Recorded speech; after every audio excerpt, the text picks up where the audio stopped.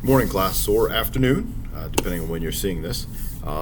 Lesson 1.5, the fifth section of chapter 1. We have the same thing we did earlier in the year with segments, and we talked about how segments can be glued next to one another. We're now going to look at that with angles. So first off, what is an angle? An angle is consisting of these particular pieces. So you have a corner, and then in this particular case, we have two rays leaving that same corner. They are not the same ray, so they construct what's called the sides of the angle, and this corner is known as the vertex. All right.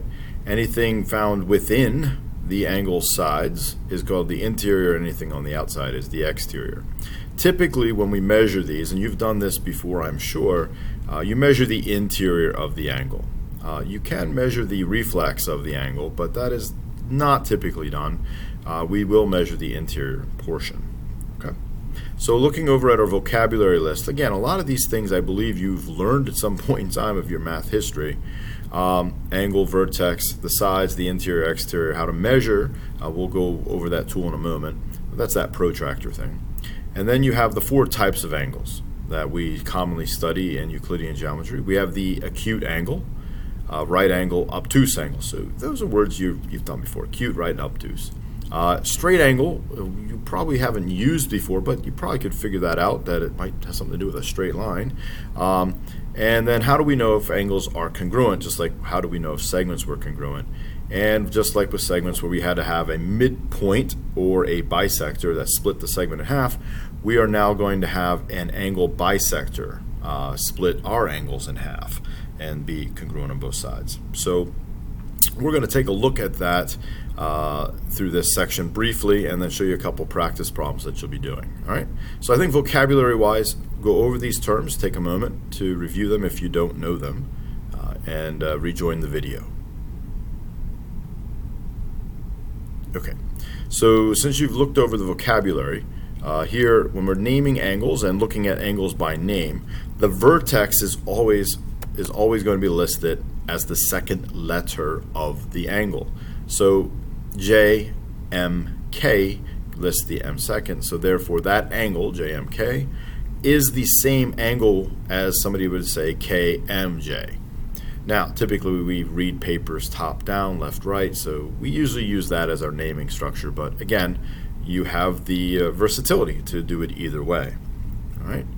So here this would be angle PQR.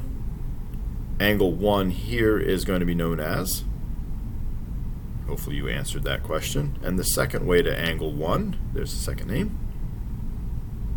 Very good. All right.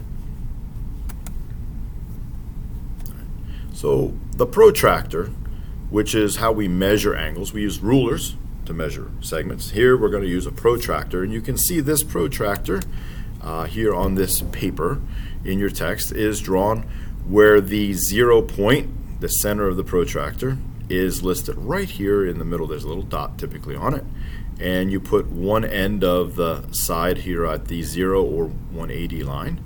You'll notice that this side is also 0, 180, and notice how that it is numbered. It might have been a while since you've looked at one of these. This is done simultaneously around the arc so that you can measure from the right to the left or left to the right with ease. So if you start here at 0, just like counting, start here at 0, this would go up 40 degrees. That would be out here. That is not part of the angle. So over on this side, you can see we have to use the inner list of numbers. That's where the 0 is. So the inner list of numbers lists this at 140. So technically this angle, angle AOB, is going to be down here with one of your names. Is it acute, right, obtuse, or straight? Correct. It is obtuse because the angle is greater than 90 degrees. It's past the 90 degree split with this angle span. Therefore, it must be obtuse. To be a straight angle, hey, look at that. It makes a straight line. So that's if OB went to the right and OA goes to the left. Do you recall the name of that object from the first two sections? Did you think of opposite rays? If you did, you would be correct. Notice, starting point goes one direction, opposite goes the other direction. a straight angle is created. So opposite rays create straight angles, and opposite rays also create a straight line. So that's something we can keep in mind as we move forward. All right, and of course, you can go ahead and go through example 2 here and calculate the different measure of angles. Now, as you do that, oops, sorry, I didn't mean to slide that. What happens if we add angles together? So if we're going to take the small angle here, this acute angle, with this acute angle, with this acute angle, together the 3 acute angles add up to a total sum of approximately 125, I believe. All right. So you can add up angles as long as they are adjacent. So a key word or phrase we look for is, do the sides match up? So this angle here, his side is in common with this angle. So therefore, and the vertex is the same, so therefore they can be combined to create a larger angle, and in this case adding these two together would make a right angle.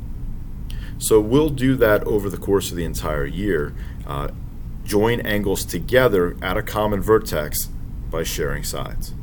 All right, we call that rule the angle addition postulate, just like segment addition postulate. So you see a lot of parallelisms here between the two sections, one we did previously. Okay. So when we go to draw these things, that's using the compass tool. We're not going to worry about that here. We'll get out the technology to draw them in a moment. So in our next piece, the angle addition postulate allows me to add them to, oops, keep sliding around, to add them together and get a larger angle. So in this particular case, if we know this piece here is 2x plus 10 for some algebraic purpose, and this is 4x minus 3 for another algebraic purpose, together, combined, they equal the definition that we're told of 145. So we can build an equation that adds the two parts together equal the whole, just like we did with the segment addition postulate. Then you can solve for x using your algebra, and once you have x, as we all say, plug it in and get the individual values, and we can find out that one angle is 56 and the other angle is 89. Take a moment to go through this algebra just to confirm that that's being said.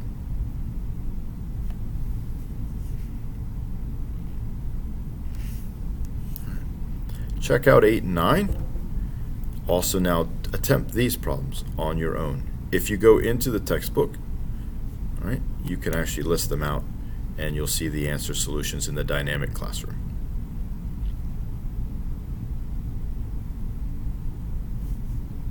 All right, continuing on, hopefully you did numbers 8 and 9. All right.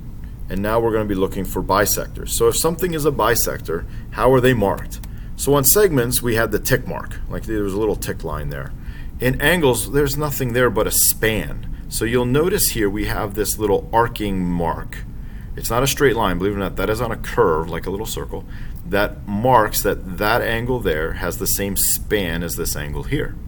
Since they are both marked then equal spans with a single mark, 24 degrees is what's happening down here. So if this is 24 and that's 24, the total span would be 48 from PQR. So take a look, you can see the math. They over-explain a little bit, but that's okay.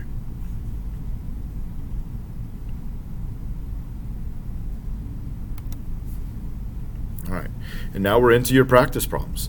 So your problem set for tonight was section 1.5, page 43. That's this page here. Numbers 3 to 42, multiples of 3. So starting off with number 3, it's asking you to just write some names. All right, and then we jump up to number 9. It says, hey, what's the name of what's the measure? So you can see the little M in front of the angle sign. That means, hey, find the measure of. So we're finding the measure of AOC for number 9. So I'll do number 10 with you. Measure of BOD. So find B, OD. B is already on the 0, so we just kind of go up to that line, and it's going to be 65 degrees. All right, so you have 9 and 12 to do in your homework set. All right. All right, continuing on, you'll notice then in this diagram with this set of problems, you'll have number 18 to do in here. You'll notice, hey, there's a single tick mark, there's another single tick mark, there's a double arc mark, double arc mark. Are the singles and doubles congruent to one another? The answer is no. Because they're marked with a 2 and this is marked with a 1 arc, They are not matching up, but the singles would be marked congruent. The doubles would then all be marked congruent. So there are 4 single congruencies in here, and there are 3 double arcs that are congruent to each other. So keep that in mind when reading the diagrams as we go through the assignment. Okay? All right, continuing on, you're setting up all of these, are setting up algebra to set up an algebra equation, see what it's equal to, and it's probably using some version of the angle addition postulate to do so. All right? This here, when you do not see a dot here or anything like that and it looks straight, assume it is straight, plus we also tell you that it's a straight angle. All right? Yes, I see that they have negative values there. That's okay. Play it out, see how it works. If it's a straight angle, you should already know what it's equal to. And in the last section over here, all right, it's saying in this group here, 33 and 36, where you have 2 in here. These are individual problems that you'll need to use on this diagram. So this is the diagram you draw for 33. Label it with the values you have. You're told that QS bisects this. So that should give you a hint what you know about these 2 pieces. All right. And then likewise down here we have some more bisectors for 39. So here's a little bit more on the algebra side. And 42, the streets. It's an interesting way of ending the assignment. So read it carefully. Don't overthink it. See what you come up with. All right, good luck, and I'll see you all on Friday.